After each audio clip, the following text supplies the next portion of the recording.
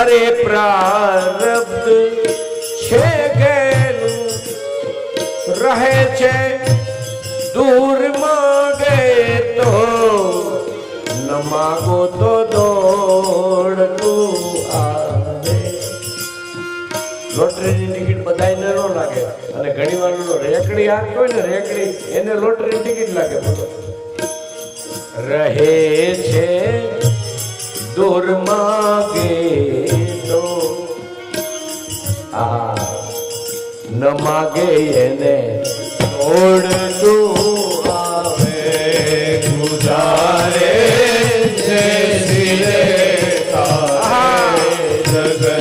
ભરોસો કરતા નહીં મૃત્યુ આવશે કોઈની ખબર નથી. જગત ના કાચ ના યંત્રે ખરી વસ્તુ નહીં પાસે. આ જગત ના કાચ ના યંત્રે એ આમાં ખરી વસ્તુ તને નહીં દેખાય ભાઈ. આ જગત નું યંત્ર કાચ નું બનેલું કવિ કે છે. આ બધા સંબંધ કાચના છે. કાચના ચકરડા ફરે છે. પતિ ને પત્ની, બાપ દીકરો, કાકો ભત્રીજો, ભાઈ ભાઈ, પાડોશી પાડોશી, પાર્ટનર પાર્ટનર. અને આ કાચના ચકરડામાં કઈ દાતા ભરડાઈ જાય કોઈને ખબર નથી. પાછા કેવું અમારે પેલા બહુ ભરતું હતું હવે નથી મેળે આવતું. એક તારા દાતા ભરડાઈ ગયા. જગતના કાચના યંત્રે આમાં તને ક્યાંય ખરી વસ્તુ નહીં ભાસે. અરે હવે બહુ સારી વાત કરી જોઈએ.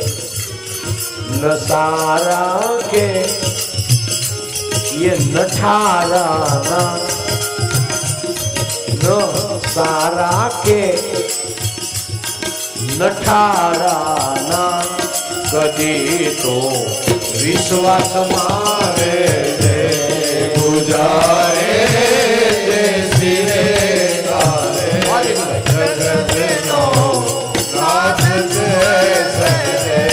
कवि एम के छे के हारा माणसनो भरोસો કરતા નહીં જેટલો ભગવાનનો કરો. ખરાબ માણસનો ભરોસો કરતા નહીં અને હારા માણસનો ભરોસો.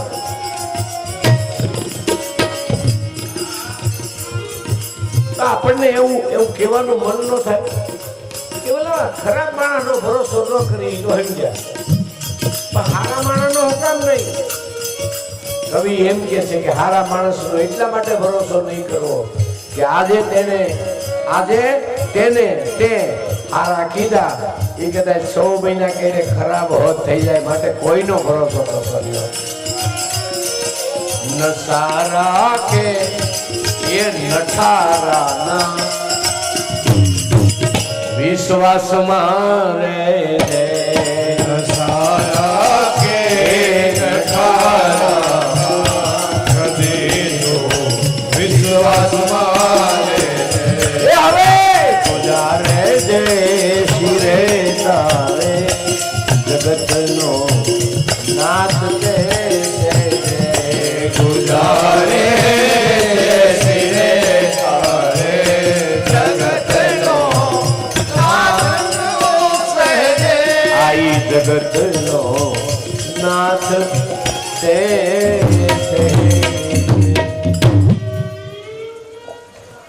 ગજરાજને પાણીમાં એમ થાય છે કે મારા જેવું કોઈને નથી. અને એવે સમયે પાણીની અંદરથી કોઈ જૂડ નામનું પ્રાણી આવી અને ગજરાજનો પાછલો પગ પકડ્યો છે અને સીધું પાણીમાં ખેંચ્યો. હવે ગજરાજ જમીન માથે બળવાનું હોય તો પાણીમાં કાંઈ નો કાયમ આવે ખેંચ્યો. અને જેવો ગજરાજ આમ પાણીમાં ખેંચાણો એટલે ચીસ નીકળી ગઈ. એલા મને કોકે પકડ્યો છે, એ આથણિયું જરાક એકાબીજા મને મદદ કરો, કુંડમાં હોલ નાખીને મને ખેંચો. હમણાં હું બારો નીકળીને જોડને કચરી નાખું, મારી નાખું. ઓલી હાથણીએ અંદર જોયું આ ઝૂડ એકલો ન હોય, આ ઝૂડનું આખું કુટુંબ હોય. હા, એક એનો પગ પકડે, એક મારો પકડે, એક તારો પકડે, હાથણીયું ઠેકડા મારી મારીને સીધી કાઢે.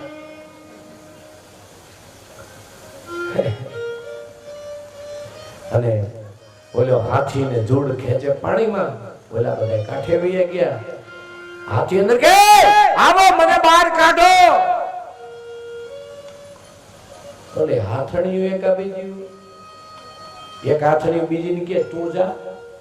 કે હું કામ જાઉં, હું થોડી પરણેતર છું, હું તો રખાય જ છું, મારે હું તો આવડો મરી જાય બીજે વહી જાય, મારે હું લે કઈ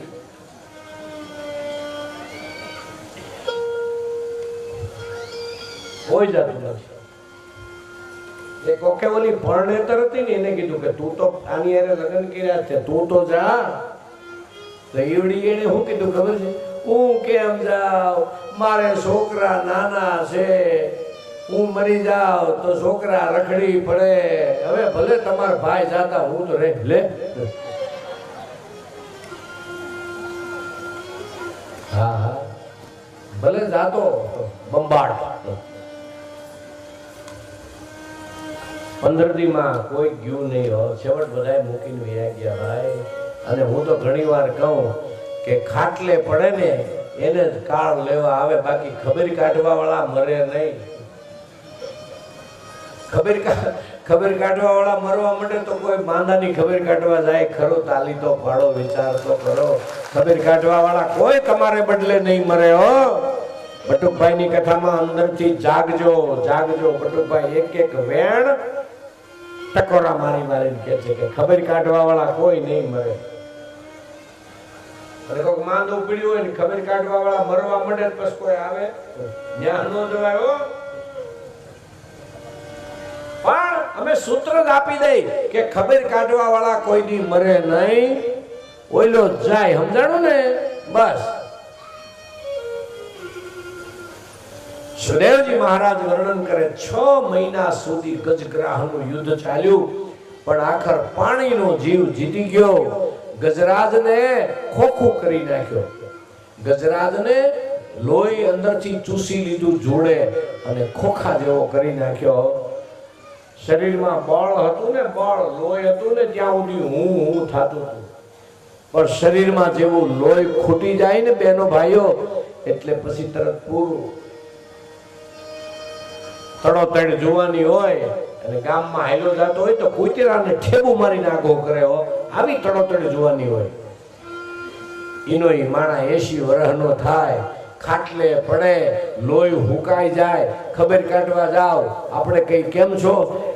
હવે હું કરી, તું નથી બોલતો, આ તારું વાટક્યો લોહી વયું ગયું. એટલે જ હું મારી કથામાં કહું છું કે થોડુંક બૂર હોય ને, બૂર ત્યાં ભક્તિ કરી લેજો, પછી નહીં થાય.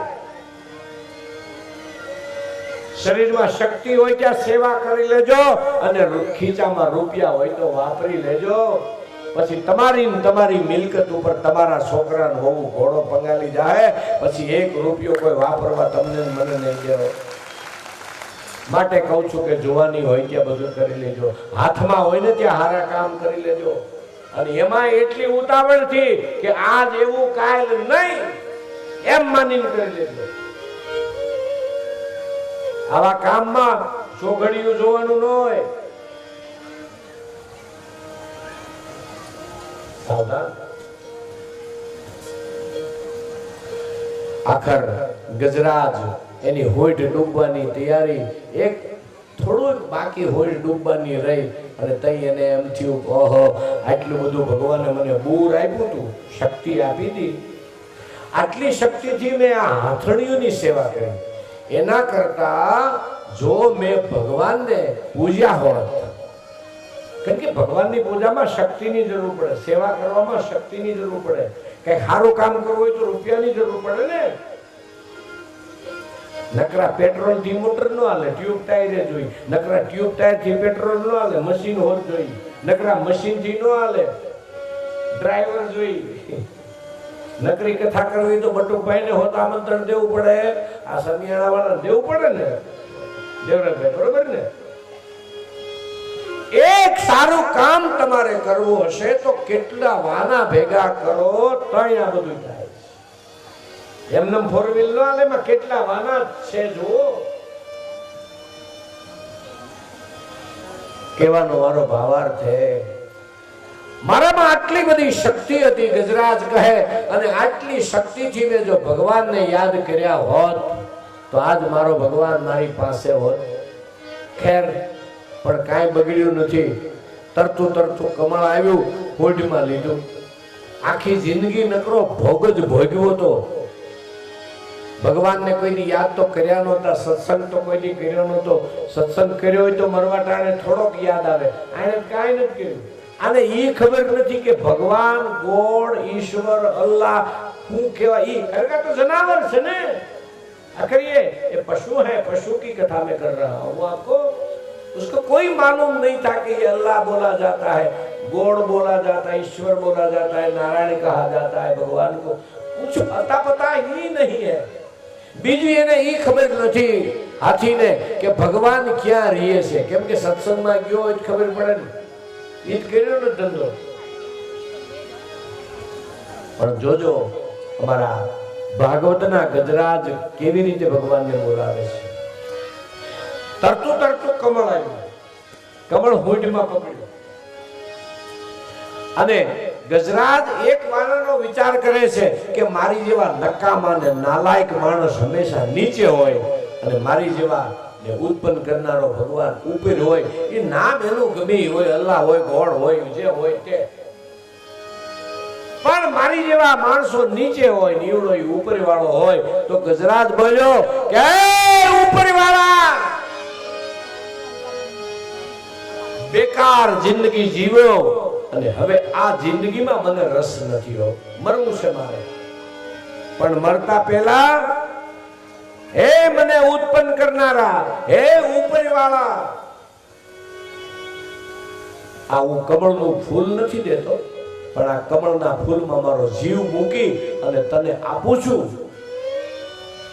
જો તને ઠીક લાગે તો મારો બચાવ કરજે, મારા જીવને સ્વીકારી લે પ્રભુ. બસ અનેક પાપ કર્યા છે મેં, પાછું વાળીને જોયું નથી, પણ હવે મને ખબર પડી કે હું ખોટો હતો.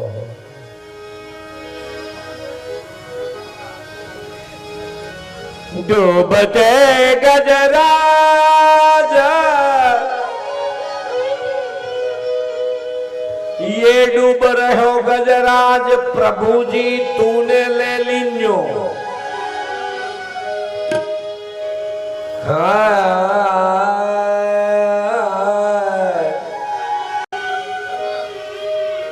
सुरदास अजामी लगी दव्याद, अजामी लगी दव्याद, इनमें कहो कौन साधु. अजामिल नामનો પાપી બ્રાહ્મણ સાધુ તો કહેવાય નહીં. ગીધ જટાયુ, મળદાલ માંસ ખાનારો જટાયુ સંત કહેવાય નહીં. પારાધી સંત કહેવાય નહીં. અને વેશ્યા એને સતી કહેવાય. અજામિલ गिधव्याध, इनमें कहो कौन साधु.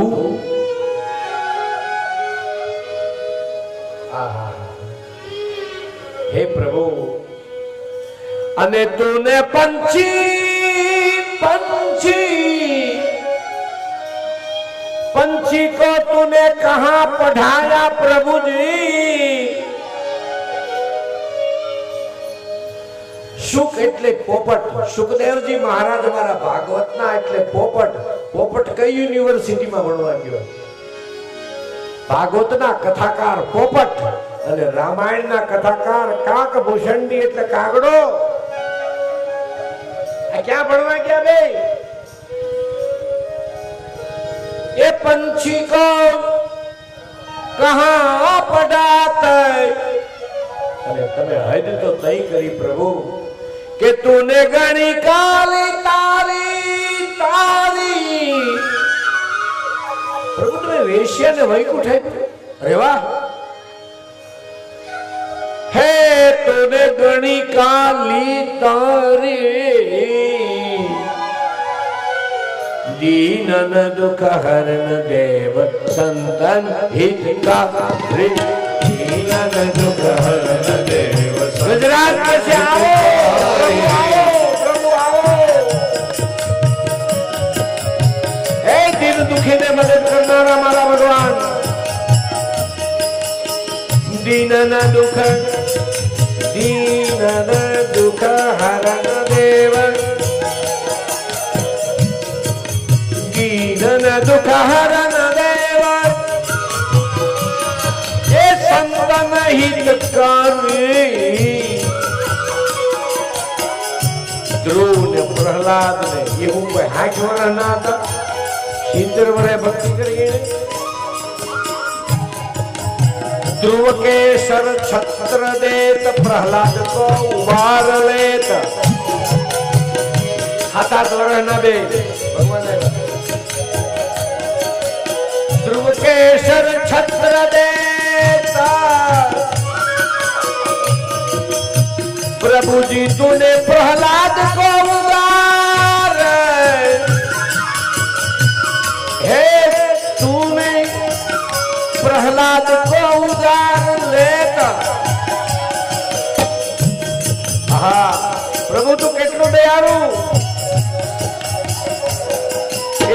सभा बीच द्रौपदी हारी हारी सभा बीच द्रौपदी दुशासन कपड़ा खेचवा માંડ્યો